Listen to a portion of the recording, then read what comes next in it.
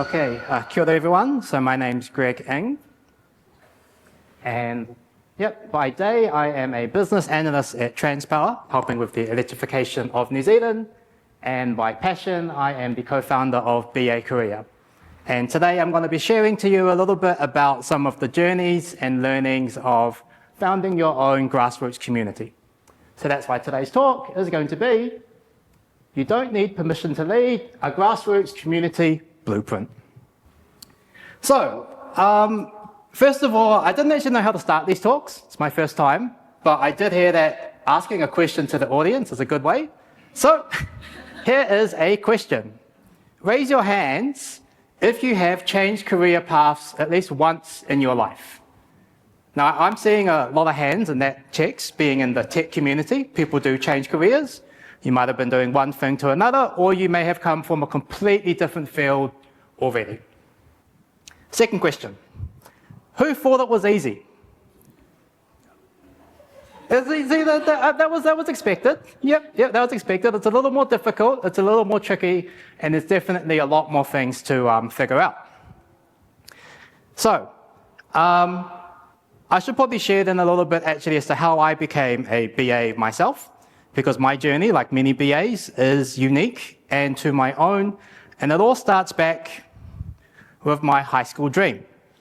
Now, I grew up in Upper Hutt to a migrant family from China. My family comes from Canton, so that's in Guangzhou and Taishan, and we've been in New Zealand for close to, well, since 1908, so you do the math from there. Quite a long time. So pretty localized and pretty much a boy from the Hutt. And during my time at Hiratonga College, I had a chance to go to a magical country called Japan, and I thought, one day, I'm going to work in Japan as a Japanese salaryman. Because, with my Upper Hutt logic, they wear cool suits. So, in the 2010s, after studying international relations and Japanese, I went off to study in Japan, to my parents' dismay. And that's me up there at my language school in Tokyo. And lo and behold, hey, that dream came true, and I made it into the world of executive recruitment, and there's me in my suit with my boss, Phil, who is actually, funnily enough, from small town Australia, and his best friend in New Zealand is from Upper Hutt. So that's me and another buddy of mine, Tim Bunting, who had the same dream of mine at university. Now he's from Lower Hutt. That's me and my cousin, April, and some of my friends, Yuki and Anna. She's also from Lower Hutt. And finally, my parents, who still call Upper Hutt their abode to today. And that's me taking them around central Tokyo to some fancy, nice restaurant with a little welcome to Japan kind of dessert thingy there. Now, this picture here I thought was really nice because at the time, my parents were like, Greg's found this place.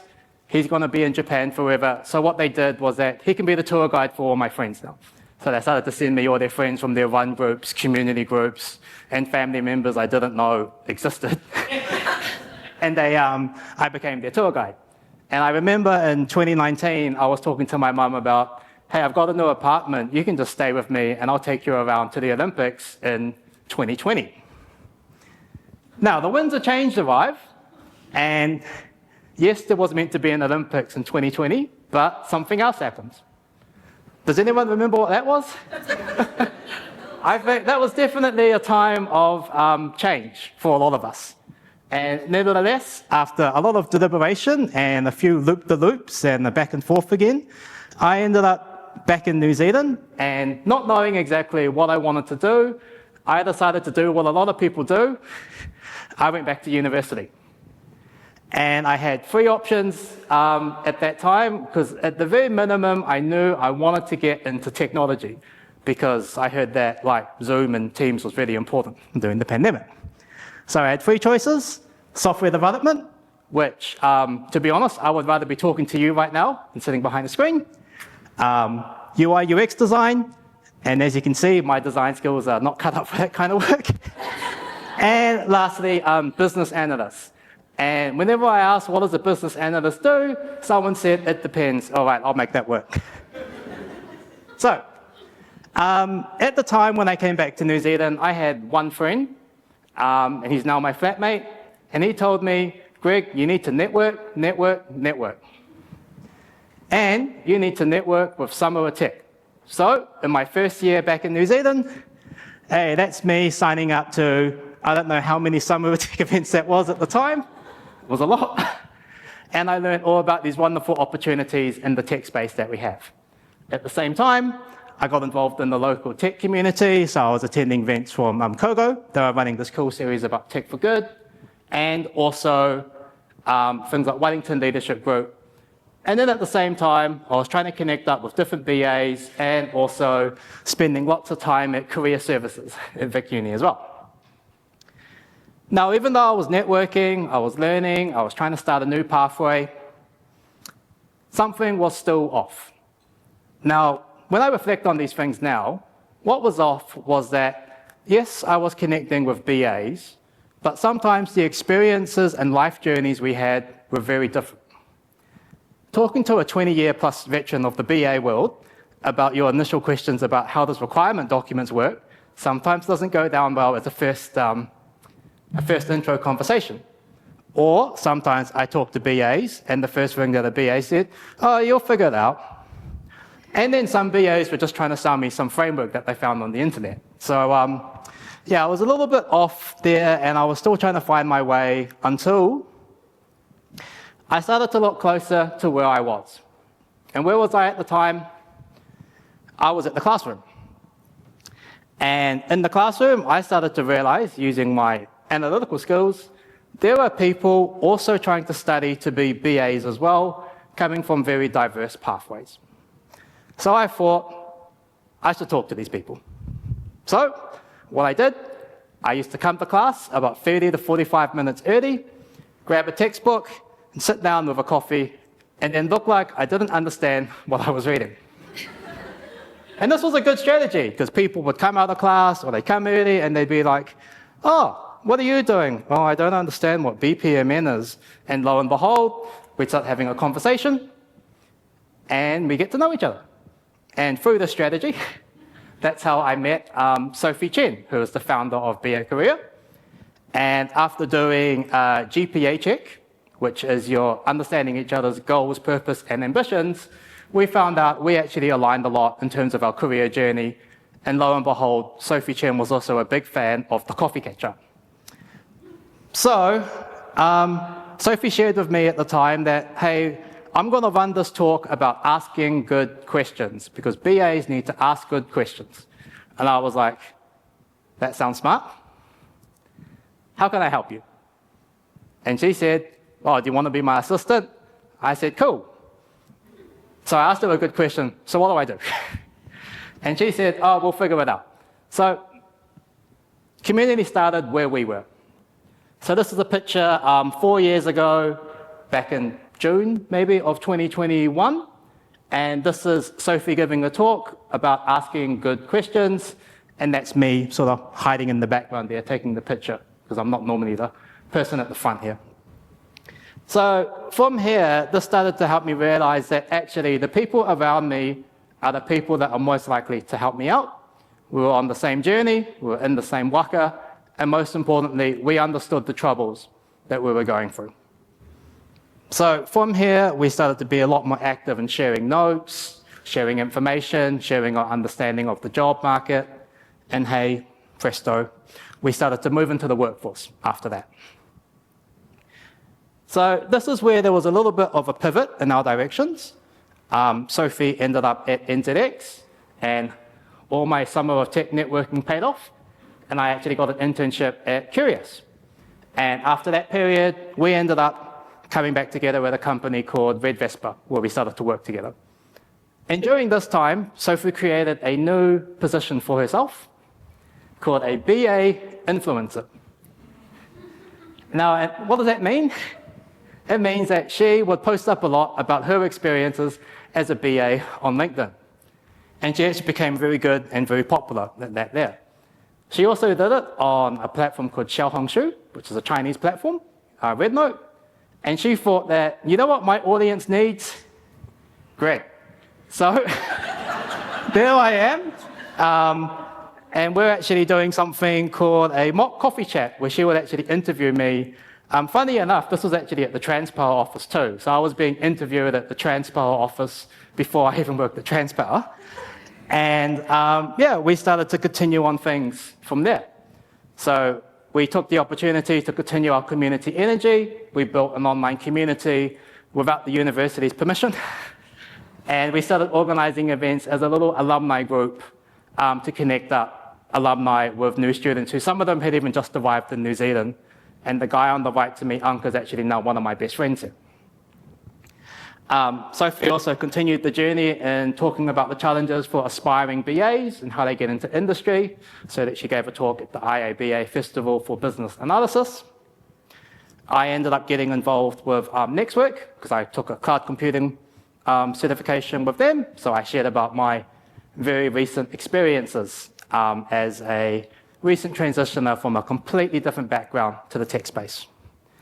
And then, well, actually, funny enough, Sophie didn't ask me for permission for this one, but she then asked me to do a talk with her, and hey, we ended up doing that, asking good questions talk again at a big BA conference. Now, a lot of momentum was happening and a lot of things were going on, and a meetup was born. Now, what's interesting is that Sophie ended up connecting with someone called Linda Field, who was a very famous, again, BA influencer in Australia, IABA associated, all these amazing things. And somehow through the magic of LinkedIn, they connected and they had this really good chat. She invited her to talk on her platform. And what you might see in this picture here, there's nothing mentioning anything about BA career, correct? You can see that? That's because in 2 days, Sophie messages me, hey Greg, I have an idea today. How about we open a BA meetup and organize regular events? We can start from this Wednesday. So at this time, I was like, oh, BA meetup sounds like a lot of work.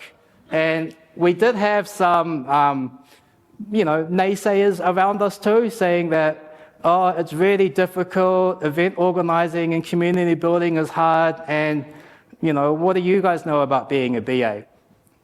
Which I was like, oh, well, 20 minutes later, done. Grassroots movements ahead. And so from that there, we put up a meetup page. I found a picture, which is still our banner to today, that we're using. Didn't have a logo, didn't have much going on, and BA Career #1 was hosted very successfully with a good 50 people attending online and learning all about business analysis from someone who was once a travel agent and then became a BA hiring manager, sharing all these lessons and knowledge, exactly what people wanted to know about. So over the last 3.5 years, BA Career, we've aimed to create a space where, and I'm going to get a bit BA, so I call it the 4 Bs, so it'll be very easy to remember. 4 Bs. Firstly, belonging, where people feel safe and learn to grow. So our platform is for aspiring BAs and new in career BAs to ask some of the questions that are a little bit more out of reach sometimes or just feel a little bit more difficult. And the way we do that is that we connect them up with industry experts, BAs, or people who are just a little bit ahead on their journey. So here's an example here with our good friend Matt Nauswitz, who's a very successful recruiter inside recruitment. He's also Sophie's Kung Fu coach. And he's giving a talk not as a recruiter to get people to get jobs, but more what are recruiters looking for when recruiting for new in career BAs. And what you'll see here is that a lot of our audience too, we are a very inclusive group. We invite everyone, no matter what your journey is, but we do lean very heavily to support underrepresented groups, which includes a lot of migrants, a lot of international students, and a lot of females as well, which has been a really cool outcome of this. Then on the other hand, this picture here is 2 days ago, and this is Sophie working with a bunch of students talking about interview techniques and strategies as a BA. And you can kind of see the whole room is like literally engaged around her, and she's sharing her wisdom and all these kind of things. And this was a cool event that we had in collaboration with AUT, CTAN's which is Chinese IT Association, and also TechStep. Thank you. It was 2 days ago, so I can't remember the details. All right, I'll just quickly go through this. The next B, becoming by empowering others to take the lead. So one thing that me and Sophie have learned is that we can't do these things alone, so we actually encourage our volunteers to take the lead as much as possible. In fact, large majority of our events are actually volunteer-led, run, and delivered. So here's an example of our Auckland uni team. They wanted to run an event up in Auckland, so one of the guys reached out to the employee management engagement director. They talked to the professor, and hey, they had a little alumni event with people who had just been a few more steps after them, talking about their career journey and so on. And on the other hand, this is someone in the room actually. So there's Ninu here from studying at Vic Uni and is a lead mentor at Tuhawa Tech. And she asked, Greg, LinkedIn's really hard to understand. I know someone who can help us out. Her name's Dr. Sherry Lee. Can we run an event with her? So I'm like, sure, why not? Next morning I wake up, there's an email from Dr. Sherry Lee saying, hey, I want to help out. Let's make this happen. And then the next thing is believing, seeing what's possible and starting to see it in themselves. So this here is Maya. He's also up in Auckland, and he is someone who was actually attending the previous event at Auckland Uni, and then he became the host for the event that we have here. So he's already starting to see the opportunities that are coming out when you put yourself out there. And another one here is, oh, look, someone else in the room. So this is Fiora. She was hosting an event with Summer of Tech. That's her there with the little peace sign. This was a beautiful event that we ran. 170 people joined. And we're talking about the international students of Kate He from China and Viri Tawari from India, with the lovely Summer of Tech, who've been an awesome champion for many of us. And the reason why I have shown this picture too is because 2 weeks prior to the event, the host actually pulled out. I had to find a new one. I knew there was going to be a lot of people. First thing Fiora did was said, give me the script. I'll handle it like that there. So seeing people believe in themselves and who they could become is instrumental. And lastly, building, when people start giving back to others. So this photo here is of Melody. She is a day zero volunteer. She's been with us, sorry, she's the lady in the middle, in the black there. And she has been with us ever since the foundations of BA Career. She started out at AUT in some kind of student support admin role, became a BA, and now she's hosting and running events up in Auckland. And that's her with Ben Yu, who was actually a speaker here at Tech Rally last year. And not to embarrass someone, that is Fiora giving back to Vic Uni as a speaker now, sharing about her career experiences, no more than about 2 or 3 weeks ago, actually, which is a real full circle moment from someone coming into our community, finding a sense of belonging, becoming, and so on and so forth. So, in short, Sophie and I's community journey wasn't planned, it just grew. We just tried to create a platform where aspiring and new in career BAs could belong and connect.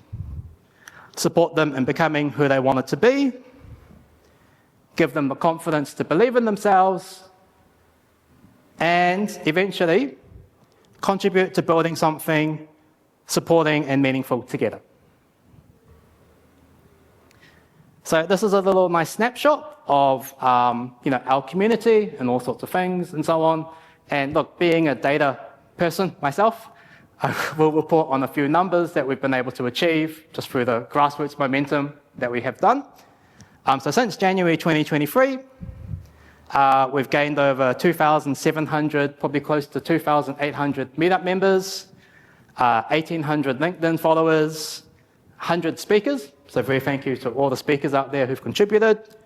Over 80 events, 50 official volunteers and alumni, 30 collaboration partners, including many people in this room today, 9 event styles, And oh yeah, that was all of it. So yeah. So the point is that yes, we have grown a lot, but it's not without the benefit of the community around us. And we're just very thankful that we've been able to collaborate so openly with people. Because to be honest, Sophie and I, we just asked people we know and things have started skyrocketing from there. And to that point, of course, it wasn't always easy because we did spend a lot of time, a lot of late nights messaging each other, getting people involved and engaged to kind of get these things going and happening. And that's never easy in the foundational stages. We've had life changes too. Sophie's been promoted, she's changed jobs, moved cities, got married, and I've tried to just stay out of trouble so Sophie doesn't find out. And also in my own journey too, it's always been interesting too, factoring in the fact that I've kind of come back to New Zealand myself quite recently and just trying to figure things out too as I went along. However, hearing the stories of growth make it all worth it. So hearing the stories of our volunteers and our people, the journeys that they have, hearing the successes, big or small, seeing people being reunited with their families, or seeing the success of our day one volunteers. Some of them now have children, some of them have grown, and some of them, they've gone off to do different things, but it's all part of this beautiful journey and community that we've created. And what I always feel is really important too is that, when you're a part of the community that we're trying to build, you're always welcome to come back. So sometimes people will actually come back and, life gets busy, but hey, they're always there to help out in a small way. So to finish up, I do actually want to bring up Sophie, Nina, and Fiora to the stage, because this isn't about me, it's about us. Yeah, come on.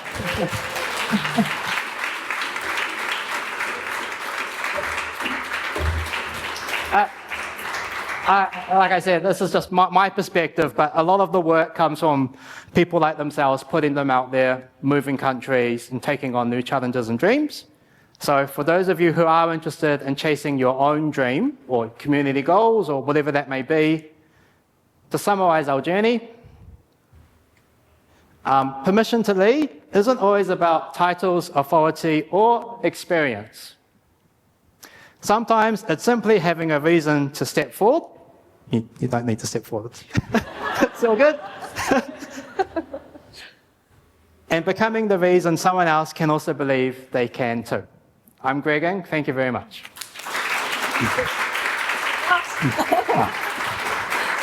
Aww.